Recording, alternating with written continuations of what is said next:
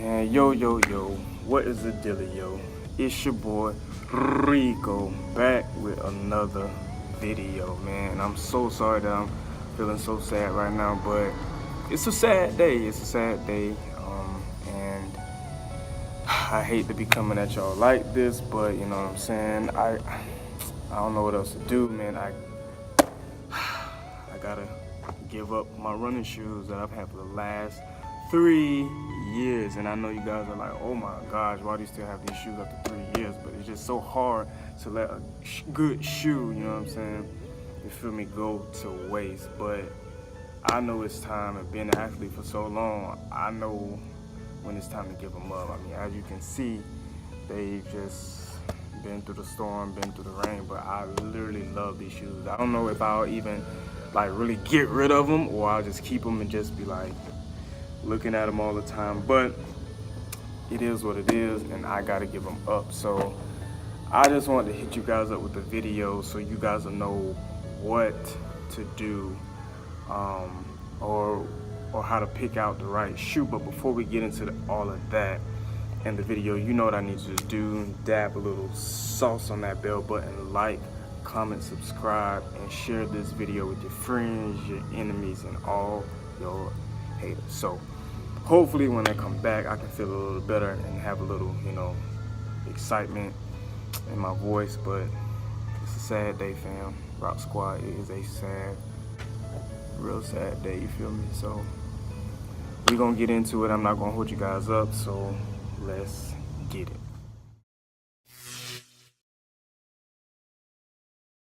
Alright, what's good? So here we are back with this video, and I'm gonna just be quick with it and give you a few tips on how to pick the right shoe for you. Step 1, choose the right shoe for your activity. If you are a runner, there is no reason why you should be running in a basketball shoe. That does not even make any bit of a sense. So it's important for you guys to choose the right shoe for the specific activity that you are doing. Step 2, know your foot.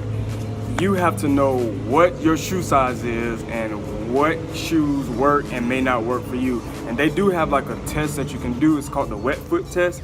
And what you can do is you can just dab your foot in a little bit of water, put it on like a brown paper bag or something like that, trace out your foot. And it said that if you can see all of your foot, then 9 times out of 10 you have a flat foot. But if you can only see like a portion of your foot, like half of the edge and then all of your heel, then you pretty much have a high arch. So you'll definitely, if you have flat feet, want to get some kind of like arch supports. And if you have a high arch, make sure you get some cushion to keep that support going. So you want to make sure that you know your foot, okay?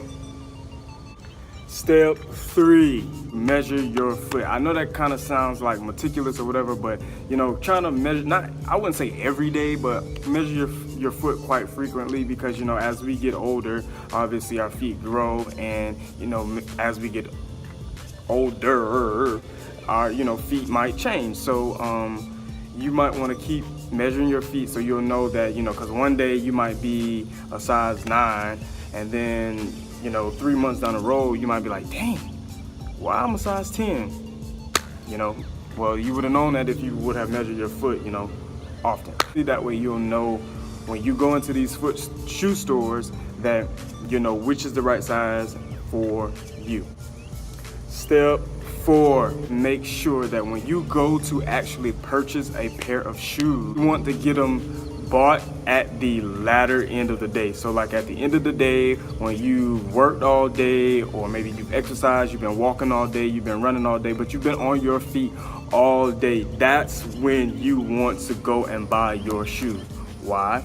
Glad you asked. Well, because our feet typically swell, especially when we're doing a lot of activities. Our feet swell. When we are high, our feet swell. You want to make sure that you buy your shoe at that moment, because that is time of your life when your foot is the biggest. So you want to get your shoes bought when your foot are the biggest and not necessarily the smallest, because if you get them done when you're the smallest, then they'll never fit, and now you got corns and bunions because you didn't buy your shoes at the right time. Step 5. Step 5 is the most important steps because some people be trying it hard.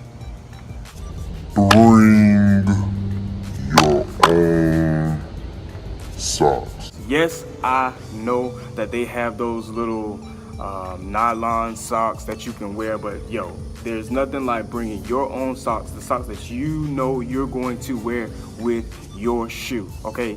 And second of all, that's hygiene. Like, do you know how many people actually put their feet in these shoes every day that you're trying on, and you walking around here barefoot like we in the Flintstones, bruh, and then you wonder why you got athlete's foot and your toes look like Jeepers Creepers. Like, that's your bad. So to avoid all of that, just bring your own socks. And I typically with socks say wear white socks. Why white socks? Because they have no dyes in them. They have no impurities in them, if you will. So that'll keep your feet fresh. You know, when we wear colored socks, they have all these dyes, and that's typically why people have like foot fungus and their feet smell and all. That's another video for another day. But just know to bring your own socks, please. Step number 6. Get your shoe size, ideally half an inch, but I say half an inch bigger. So, and that goes back to, like I said before, because our feet swell. So you want to make sure your feet are comfortable and your heel fits snug, but your toes, you can still wiggle your toes. You know, you have room for the expansion after a long day of running or working or whatever the case may be. So I always try to get my shoe size like a half size bigger. That way I can grow into them, or like when my feet expand, I can still be able to, you know, juke on them, you know what I'm saying? So make sure you try to get your shoes a half size bigger.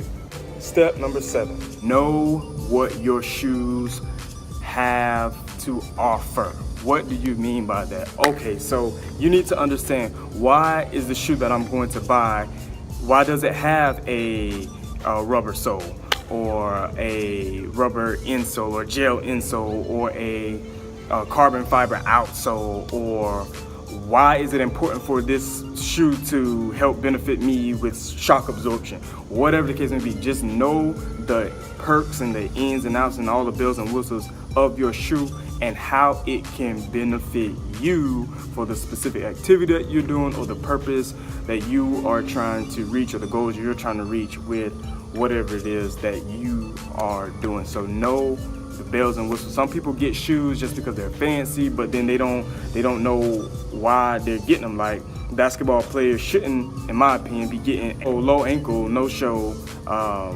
shoes. They should always get ankle support shoes. Why? Because they do a lot of, you know, agile kind of stuff, agility moves and stuff like dunking and coming down. You know, they have a lot of opportunities for them to mess up their ankles. So it's, in my opinion, beneficial for them to get high top shoes, but that's just me. So know your shoes, bells and whistles, and why they benefit you for whatever it is that you are doing. Number 8. Now look, I'm gonna just keep it 100 with y'all. I don't spend mad cash on shoes whatsoever. That's just not me.